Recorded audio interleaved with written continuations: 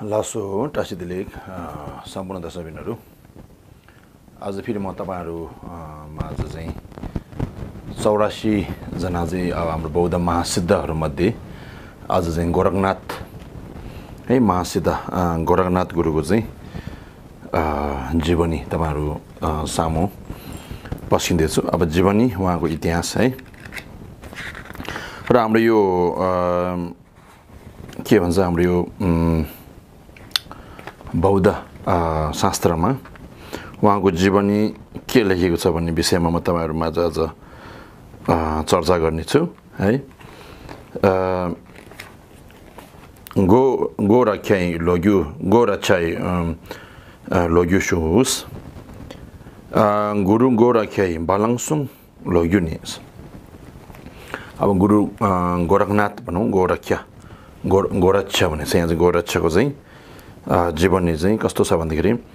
You'll जागर शासक न ग्याल्बो लाग्यौं सेबाला सेचिक तम्बाले देश लोचुनी लम्बाना युम्युङ ने गुम्बाला थुबेछेस। अनि उहाँको जन्म चाहिँ भारतको पूर्वपट्टि है पूर्वको दिशामा चाहिँ ग्याल्बो लाग्यौंस राजा देवपालको चाहिँ छोराको रूपमा चाहिँ अनि जन्मिनु भएको रहेछ है। र उहाँ गोरखनाथ गुरु चाहिँ उहाँ जन्मेको 12 वर्षमा चाहिँ अनि गोरखनाथ गुरुको आमा चाहिँ अनि बिरामी भएर अन्तिम सास लिँदै गर्दाखेरि अनि के भन्नुभयो भन्दाखेरि आमाले छोरालाई शालचेप सोङबास सेमजेङ गे देदुक थम्जे ने ले गेदिगले चोवेना सोगला बब्याङ दिगबेले माजे चाहिँ जेसोने टोंसोस। अन्तिम उपदेश आफ्नो छोरालाई के दिनुभयो त भन्दा आमाले प्राणीहरूको सुख दुःख सबै चाहिँ के हो पाप र पुण्यबाट हुन्छ है। पापले जीवनमा दुःख आउँछ भने प्राणीहरूको अनि पुण्यले चाहिँ प्राणीहरूको जीवनमा चाहिँ सुख आउँछ। त्यही कारण तिम्रो प्राण गए तापनि प्राणी किन नजाओस् तर पापको काम चाहिँ कहिले पनि नगर्नु भनेर चाहिँ अन्तिम उपदेश त्यसरी दिनु भएर चाहिँ गोरखनाथ गुरुको आमा चाहिँ अनि दिवंगत हुनुभएछ है। देने याब ग्याल्बोला बाङनाम गेशुबा युलसेङ्गी चुम्मो चिक शेगु सेने देश क्याङ चुम्मो सेने सागा लम्बातांस। त्यसपछि प्रजाले राजाले के भन्ने त भन्दाखेरि राजा देवपाललाई के भन्ने भन्दाखेरि अब तपाईले अर्को रानी ल्याउनु पर्छ भनेर चाहिँ अनि सबैले सल्लाह दिएपछि अनि राजाले पनि गोरखनाथ गुरुको बुवा भनौं न उहाँले पनि एउटा रानी बिहे गर्नुभएछ। बिहे गरेर केही दिन बित्दैमा केही समय बितेपछि अनि ग्याल्बो नाक्सेब्दो क्योसाङला शेक बेसुल्दो ग्याल्मो खाङसाङ गेतेन्दो योङने तेबे नेना ग्याल्बो सुबथोने छापा केते। एक दिनको समय थियो राजा चाहिँ अनि घुम्नको लागि चाहिँ निस्किनु भएछ बाहिर है। त्यो समयमा रानी चाहिँ अनि दरबारको माथि गएर हेर्ने बेलामा चाहिँ अनि राजकुमार चाहिँ देख्नु भएछ है गोरखनाथ गोरक्षा। अनि उहाँ चाहिँ देखेपछि अनि रानीको मनमा चाहिँ अब अति उत्तेजित बढ्यो भनौं न एउटा अट्याचमेन्ट एउटा त्यस्तो है राग बढेपछि दे फोन्या दाने दिर्स्याक बर्सु जेबे ग्याल्बो दे माद्यो पता ग्याल्मो केग्ने सम्बाला दिङला न्यबा दिजेबा ठाले निङ नावा दि थप नाचोगी गर्ने सेगु न्याम्थे। त्यसपछि उक्त रानीले चाहिँ के भन्यो भन्दाखेरि दुधहरु पठाएर चाहिँ अनि राजकुमारले चाहिँ आउ भन भनेर बोलाउन पठाएपछि अनि राजकुमार चाहिँ आउन मानेन रहेछ है। अब गोरखनाथ चाहिँ आउन नमानेपछि अनि रानी रिसाउनु भएछ। अनि रिसाएर के भन्यो मनमा के सोच आयो भन्दाखेरि दिङला न्यबा दिजेबे यसले मलाई चाहिँ यस्तो हेप्यो है दुश्मनले मलाई हेपेको भन्दा नि आज मेरो मन दुखेको छ। अब विभिन्न उपायद्वारा यसलाई चाहिँ म नष्ट गर्छु यसलाई चाहिँ मार्छु सोचेर राङ्गी खोर्कुनला दिस्वेजिक मेबे आफ्नो सभाहरूलाई चाहिँ यो राजकुमारलाई मारिदेऊ भनेर भने देनम नारे दिसेबा मेउँदा ग्याल्बोसै गीतम पाइन्छ। अनि उसको सभाहरूले के भन्यो त भन्दाखेरि यो मार्न मिल्दैन यो राजाको चाहिँ हाम्रो राजाको अनि सबैभन्दा सम्यक छोरा हो भनेर भन्नुपर्छ। म युजे दे राङ्गी लु थम्जेला टेने ठाकासुङ गए थम्जे डाल्ने मालदो सुग्ने दुबादा। त्यसपछि रानीले चाहिँ अब छल कपट गरेर चाहिँ अनि आफ्नो शरीरमा चाहिँ हुन्छ नि रानीको आफ्नो शरीरमा चाहिँ पुरा नङले चिथोरेर अनि रगतहरु निकालेर अनि लुगा सबै फुगालेर चाहिँ अनि ओछानमाथि बसेर बसेछ है। त्यसरी बसेछ अनि ग्याल्बो जन्ने चुम्मला खे चिङे टिबे। त्यसपछि राजा आउनु भएपछि अनि तिमीलाई के भयो भनेर सोध्दाखेरि चाहिँ म नारे निगी सेगी मी लुग मालेक बा चेबे धिदर गिर्दो सेने अनि त्यसपछि राजाले के कुरा लगाए त भन्दाखेरि अनि तपाईँको छोराले चाहिँ मलाई मानिसको नीति नभएको त्यस्तो खालको कुकर्म गर्यो भनेर चाहिँ राजाले सुनाएको छ अनि सुनाएपछि ग्याल्बो नारे खेला थिन रावा जेना ग्याल्बो दिसो सेर्ते सेमा निक्वेनेस दिन नक्सेब द ठेला काङ्ला नाम छेला सो सुङबे त्यसपछि राजाले के भन्यो भन्दाखेरि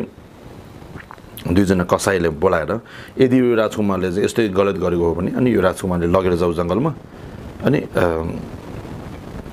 हात खुट्टा सबै काटिदेऊ भनेर चाहिँ आदेश दिनुभएछ राजाले अनि त्यसपछि दुईजना कसाईको मनमा चाहिँ के आयो भन्दाखेरि दिसोपा नि मालिक न रङ्गी बुस एवं दिसो गयो न्याम हो यो राजकुमारलाई चाहिँ हामीले मार्नु हुँदैन बरु यसको साटोमा चाहिँ हामी आफ्नो छोरा मारौँ यसलाई चाहिँ हामी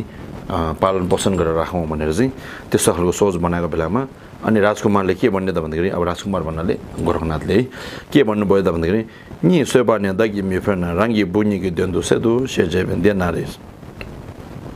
त्यसपछि अब दुईजना कसाईले चाहिँ अनि राजकुमारले के भन्यो भन्दाखेरि तपाईँलाई चाहिँ मार्न हामी सक्दैन है तपाईँको हात खुट्टा काट्न हामी सक्दैन त्यसको साटो बरु हामी आफ्नै छोरा चाहिँ मार्छु भनेर चाहिँ भन्दाखेरि अनि राजकुमारले के भन्यो भन्दाखेरि देनारे देनि मेरो हुँदै दगराङ सोचिक दगी युम गे शालचेम लुदाङ सोगे छिने दिबेले माझे सुङबे याबगे जित्र काचल वर्तर गेसी सुङवाताङ्स तपाईँले यस्तो नगर्नु मेरो लागि अर्को कुकर्म नगर्नु म आफैलाई मार्नु है किनभने मेरो आमाले चाहिँ अन्तिम उपदेश के दिनुभएको छ त भन्दाखेरि आफ्नो प्राण जाइ परे तापनि आफ्नो प्राण र यो शरीर आफ्नो प्राण र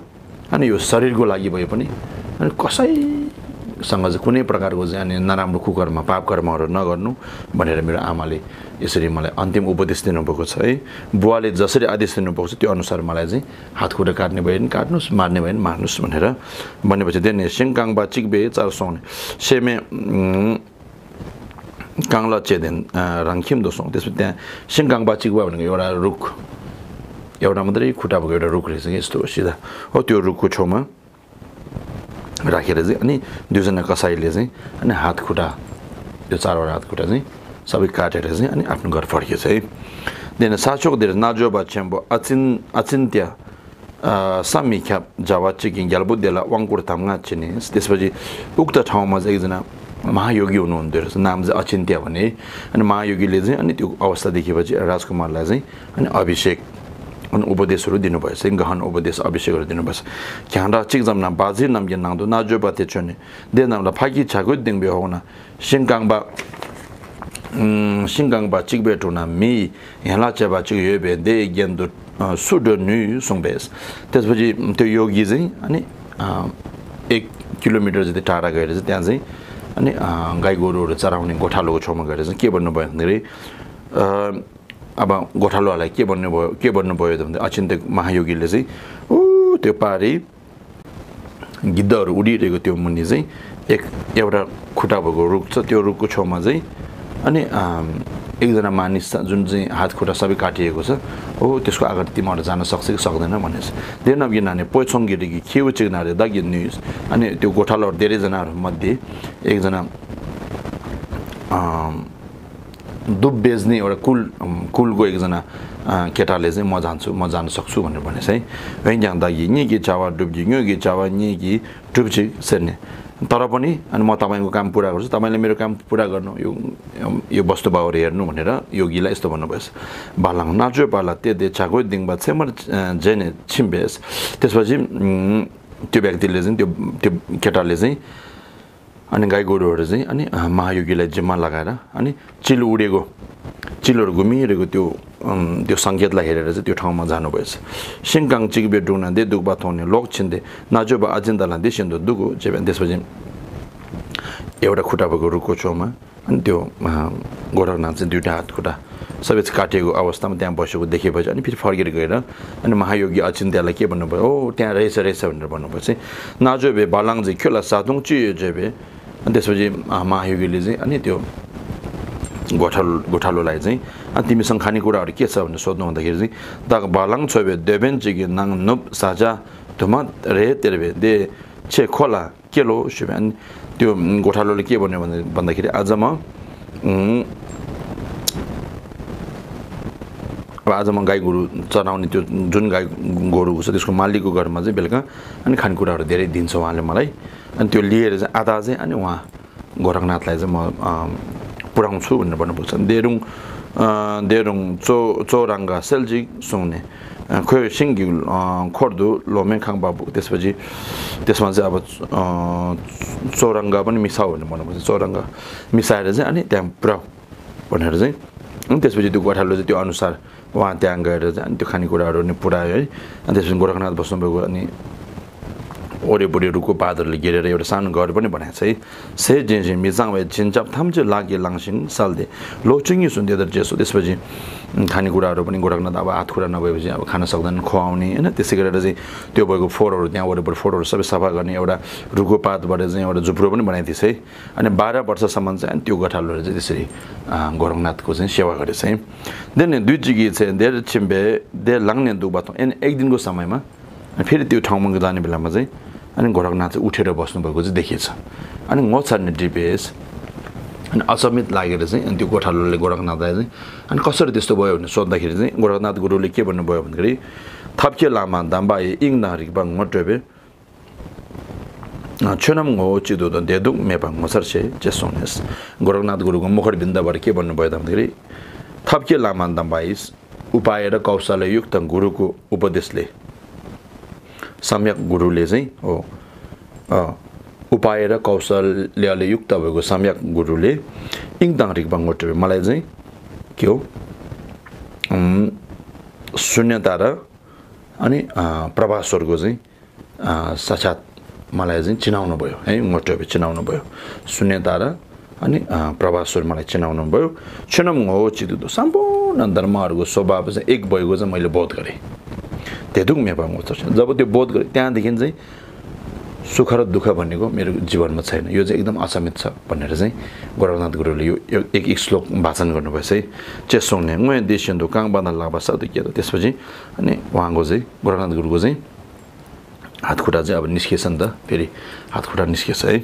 सेसोङदे बर्नाङला फाने बालाङ जिल्ला ने दामगा जिनम जेबे त्यसपछि गोरखनाथ गुरु चाहिँ अनि आकाशमा उडेर अगाडिको आकाशमा चाहिँ फाक अगाडि आकाशमा चाहिँ अनि उडेर चाहिँ के भन्नुभयो भन्दाखेरि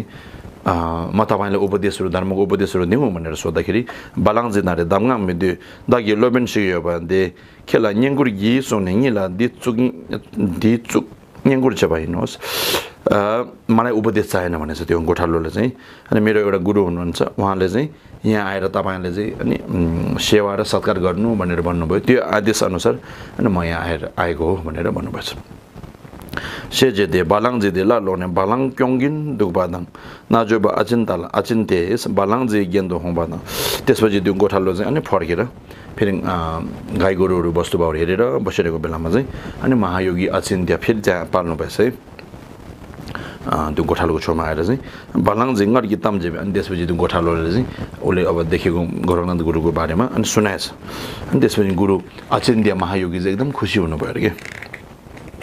अचिन्त्य बालाङ जिल्ला वाङगुड धामगा जिने युलसेन्दो सेक्छ त्यसपछि अचिन्त्य गुरु महायोगी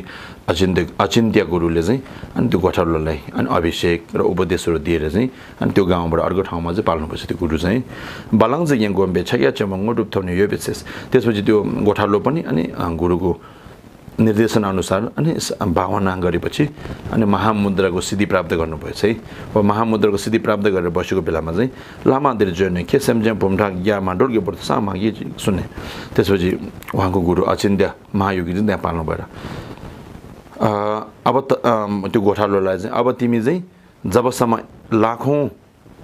प्राणीहरूलाई उद्धार गर्न सक्दैन तबसम्म तिमी चाहिँ बुद्धत्व प्राप्ति नगर्नु, बोधिसत्वको रूपमै बस्नु, स्थापित भएर बस्नु भनेर चाहिँ उपदेश दिनुभएछ। देयाङ सम्झ्या जुङसेला वाङगुड त्यसपछि अनि त्यसपछि गोरखनाथ गुरु चाहिँ अब सिद्धि प्राप्त गरेपछि